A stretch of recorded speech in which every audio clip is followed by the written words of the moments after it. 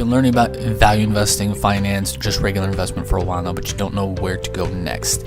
You're getting confused about the vast amount of information on the internet. You don't want to waste your time on crap information. You want good information and reliable information. In this series of videos on value investing and finance education, you will find those answers to those questions and much more. My name is Jason Rivera. Welcome to Value Investing and Finance Education. Hey, Jason here. Today, I want to talk about the qualitative side of investing. Most people don't talk about this. Frankly, I've forgotten to talk about it forever. I always talk about the numbers, metrics, ratios, valuations, that kind of stuff. But the qualitative side is, frankly, often more important. So today we're going to begin talking about that. The reason we're talking about this is because a few months ago I asked my mailing list and Facebook subscribers, value investing journey Facebook subscribers, what they want to learn about. One of the responses we got was the qualitative side of value investing, which again I can't believe I've forgotten about because it's extremely important and I don't talk about it as much as I probably should. As much as I talk about kind of the numbers. So thank you for whoever recommended that. I didn't take names or email addresses or anything from that. So I just wanted feedback. Thank you for that. If you're watching, this is in part dedicated to you or because of you or mostly because of you, because again, I forgot about it for years. So today we're going to be talking about the qualitative side of value investing and how to evaluate that side of things. This side of things, or let me back up. There are two kind of sides to value investing. One is the science part. That's the numbers, metrics, ratios, valuations, the tech definitions of terms, that kind of thing. There's also the art side of value investing, which is what mostly the evaluating qualitative side of things is. Because it's not this metric, if it's above 10%, it's a buy. There are gray areas in the qualitative side of things. There are red flags. There are potential great things you need to watch out for, and they all vary by company to company, investment to investment, what you need to kind of think about and or do for each investment, the different scenarios, different situations, different red flags, different kind of levels of red flags. Is it a major red flag? Is it kind of just kind of bother you? Those kind of things. The reason we need to talk about this is because frankly it's insanely important. The older I've gotten, the more experience I've gotten as a value investor, the more I focus on qualitative stuff. The numbers have to be there on a preliminary basis. The valuation has to be there after I evaluate the company. But the qualitative side of things, there can't be any major red flags. I have to be able to trust management. I have to be able to know that going forward, they're going to have shareholders' best interests at heart. These kind of things. Again, those are kind of more fluffier, or a bit more fluffy. How do you evaluate that? That's what we're going to talk about in these upcoming videos. Today, I want to start with the guide, 7 tips to picking great stocks and 3 times you must sell after you bought a stock. The guide we created, 27-page guide that you can download. The link will be below to download this. I want to start at the qualitative side of this guide. 3 times you must sell a stock after you've bought. These are more qualitative things. The above part is kind of metrics, those kind of things.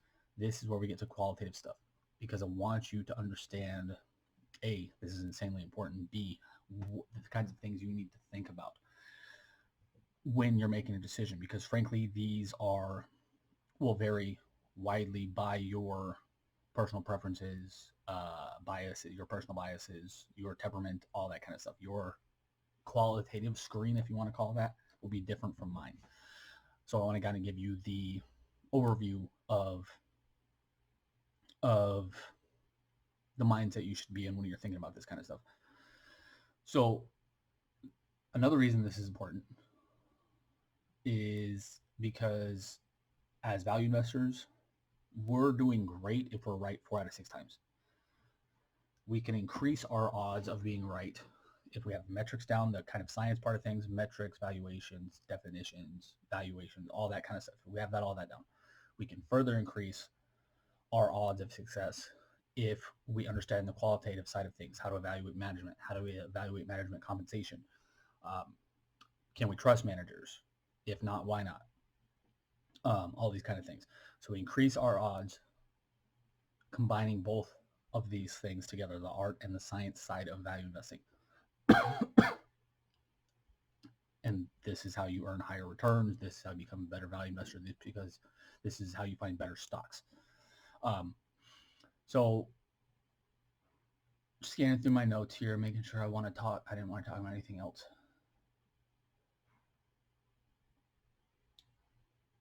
Okay, so there is something else I want to talk about. So the reason these rules are important that I'm going to tell you about, the 3 times you must sell a stock after you've bought. Why this is important is because I lost out on a huge opportunity because I was fully invested years ago. I did my extreme due diligence, hundreds of hours of research on a company that looked like a great opportunity, but I couldn't invest because I was fully invested. I didn't have a company I wanted to sell. I didn't have a process even for selling at that point.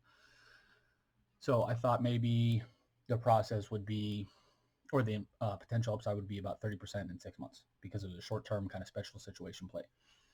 I was wrong in a bad way for me. It ended up going up 60% in about 6 months. So I missed out on a massive potential return that I saw coming, that I did the due diligence for, that I knew was going to happen to some degree, that was going to happen in a short time period, predicted everything right, but I didn't take advantage of it personally or in the portfolios I managed because I was fully invested. So that's why I put these kind of criteria together on the qualitative side of things. So before we get into some of the details, what I consider qualitative are the following: evaluating management, how good of a job they're doing allocating capital, how good of a job they're doing growing the company, how good of a job they are doing strategizing about the future, how good they are executing those strategies. Can I trust management? That's a huge one. If I can't trust managers, I don't buy. That's my number one rule for investing. If I can't trust management, I do not buy. So how do you evaluate that? These are some of the things we're going to cover in this series. I just want to kind of do an overview today to start and say thank you for whoever recommended that. But these are the kinds of things we're going to talk about going forward in this what's going to be an ongoing series, because I'm sure you're going to have questions about certain situations that you've come across, certain kind of nuances, because again, this varies widely, pretty much company by company, management team by management team, investment by investment. There are special situations that I come across to this day, whether I'm reading public company financials, private company financials. There are things that I see still to this day after 13-ish years and thousands of financial reports read. Still things to this day that surprise me when I see them. Still things to this day that what are these people doing? Still things to this day that I see, this looks like it might be somewhat illegal. All this kind of stuff. Again, the goal of this and everything else on this blog is dedicated to helping you become a world-class value investor within the next year. We've talked at length for years about the kind of quantitative side, the number side, valuations, metrics, definitions.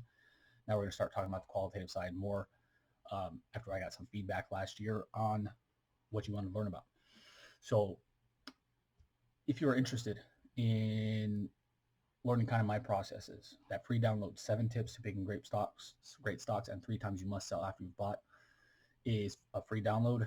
I think it's 27, 28 page guide that me and my team put together on covering my processes, what I look for, what I look to avoid, my number one rule for investment, all that kind of stuff, and much more. It's down below. The link for that's down below if you want to get a head start on this.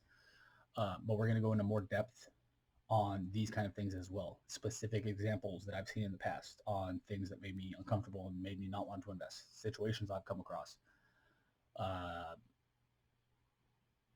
where company insiders were doing bad things, and found out to be guilty later by a court of law in one case.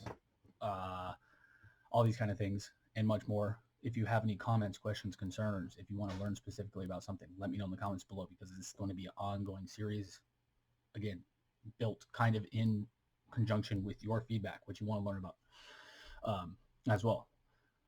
If you have any questions, let me know. Comments, let me know. If you're watching on YouTube, make sure to like, love, share, subscribe, and hit the notification bell so you're notified anytime we're releasing a new video, and releasing new videos all the time. Until next time, thanks for watching. Have a great day. Talk soon. Bye.